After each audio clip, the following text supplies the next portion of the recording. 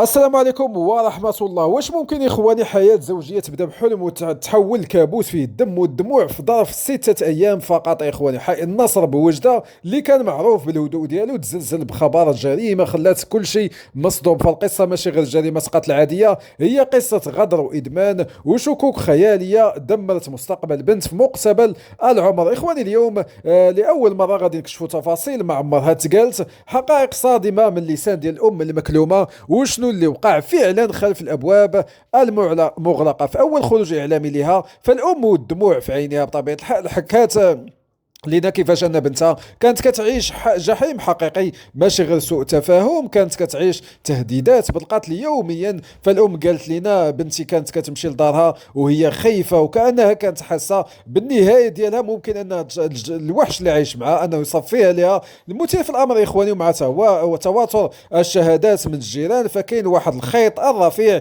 الناس يا اخواني ما رداتش ليه البال. البنت كانت حاولت انها تطلب الطلاق في اليوم الرابع يا اخواني، ولكن الزوج كان كيهددها بالتسريب صور شخصيه او فضائح مفبركه. واش اخواني كان كيخطط لهذا الشيء من قبل، ولا هي فعلا كان غير مغيب وتحت تاثير المخدرات بسبب الاقراص المهلوسه؟ يا اخواني السيد كان مخبي عليها صور اللي هي كانت كتبان فيها في واحد الوضعيه حميميه هي وهي، وهذا الشيء اللي غادي يفكر انه يقول لها ويهددها بهم، باش انه الا طلبت الطلاق فهو غادي يسرب هاد الصور ويلوحهم في مواقع التواصل الاجتماعي. هادشي اللي غادي يخلي السيده تقولها للام ديالها وتحس بالتهديد هاد المده كامله. فالتحقيقات كتقول ان الزوج كان مدمن على الاقراص المهلوسه، وهذا الشيء هو اللي خلاه يفقد السيطره على القوه العقليه ديالو. ولكن يا اخواني كاين بعض المستجدات القويه بدات كتنتشر بين سكان الحي. فكتقول يا اخواني ان الزوج كان كيتردد العرافه، يعني شحاله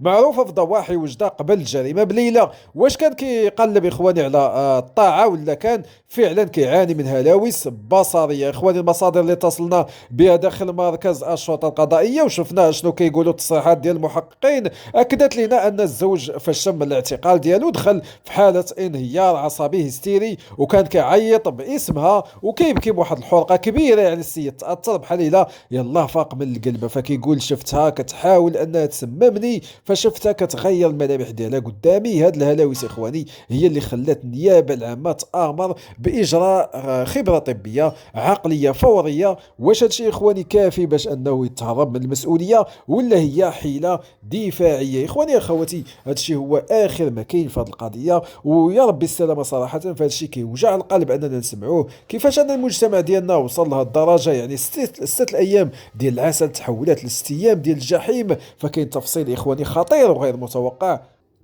في الليله ديال الجريمه جيران العماره سمعوا اصوات ديال التهراس اخواني ديال الماعن والغوات، ولكن للاسف الظن كان انه غير شجار زوجي عادي بين جوج ديال الناس اللي الله مزوجين، وما دخلش اخواني وما قدروش انهم يتدخلوا. فهذه هي اكبر غلطه. فهذا الصمت اخواني هو اللي شجع القاتل انه يكمل الفعل ديالو الشنيعه. والام كتقول ان الزوج كان كيمنعها انها تواصل مع اهلها باش تبقى معزوله تماما في استراتيجيه ديال التحكم واضحه. اخواني اخواتي دابا الملف يد النيابه العامه، الخبره الطبيه هي اللي غادي تحسم واش ان الزوج كان في حاله وعي كامل وقت الجريمه او تحت تاثير الاقراص. والحقوقيين في وجده اخواني كيضغطوا باش انه تكون هاد القضيه عبره وما يكونش هناك اي تساهل مع الجرائم اللي كتمس المراه. فتحت ذريعه المرض النفسي او الادمان في العداله اخواني اليوم هي امل الام الوحيد باش انها ترتاح وتريح روحها وروح بنتها ولو قليلا. فالقصه يا اخواني ما سالاتشنا،